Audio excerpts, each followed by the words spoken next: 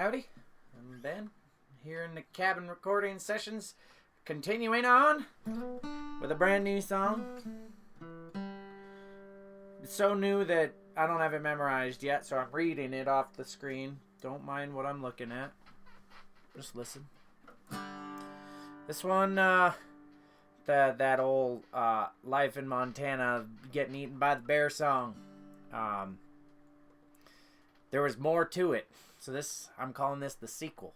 If that one is Star Wars A New Hope, this is The Empire Strikes Back. It doesn't end well.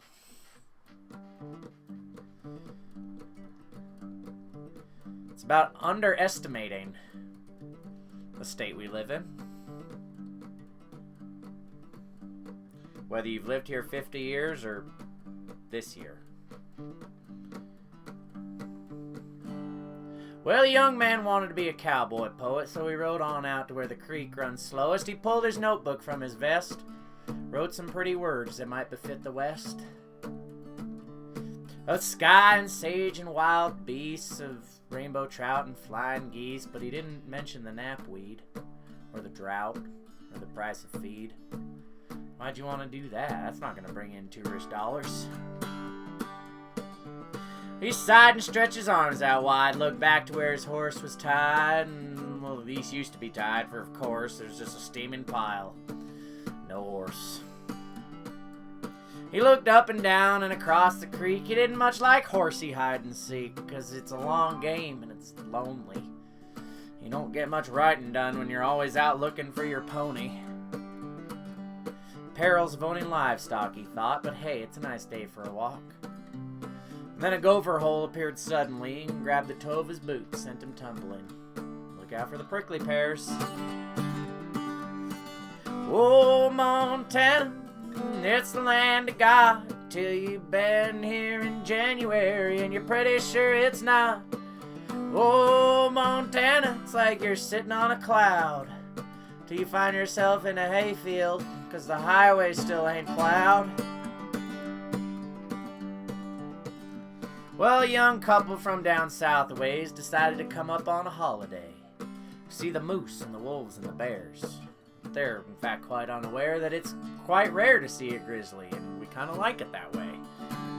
Less death. But the deer around here, they'll greet you quite profusely. Well, they were driving in the fading light, Instagramming left and right.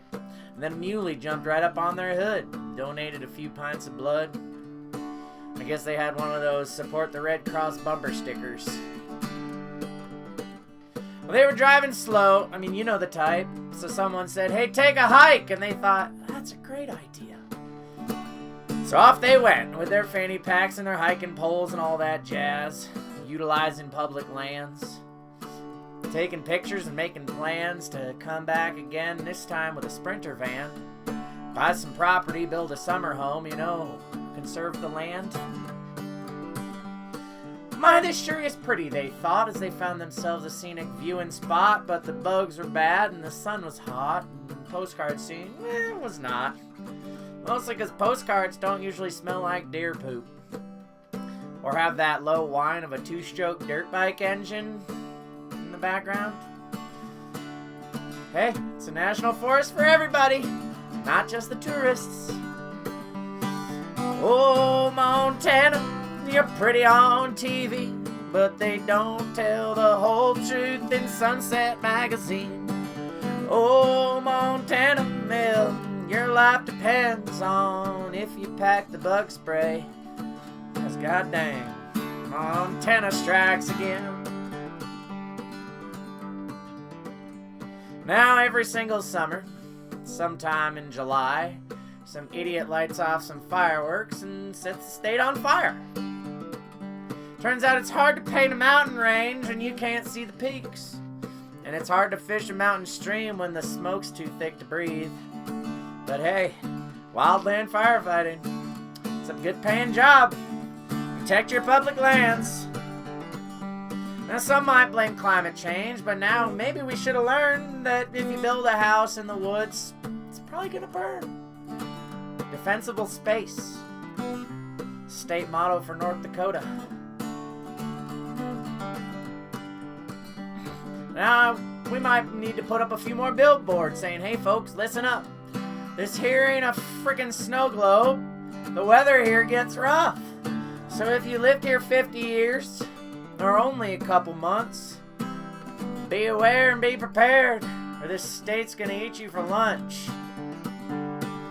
Oh, Montana, land of pretty things. 40 below zero, no autumn, no spring. Oh, Montana, every now and then I forget my winter coat in June. Montana strikes again. Yeah. I didn't even have time for the verses on tornadoes, or the allergies, the pollen, the mining waste, the cults, the hunting accidents, the Huckleberry Patch Defense militias, or the fact that there's now more wedding barns than there are married couples in the state of Montana. I guess I'm gonna have to save that for the Return of the Jedi version of the Great Montana Trilogy. If you haven't listened to the last one, go back and listen to Life in Montana. And then Montana Strikes Again, and pretty soon, the epic conclusion of the saga. Doesn't have a title yet. Thank you for listening, humoring me. Hopefully I humored you. Hey. Yeah. Okay, goodbye. Next time.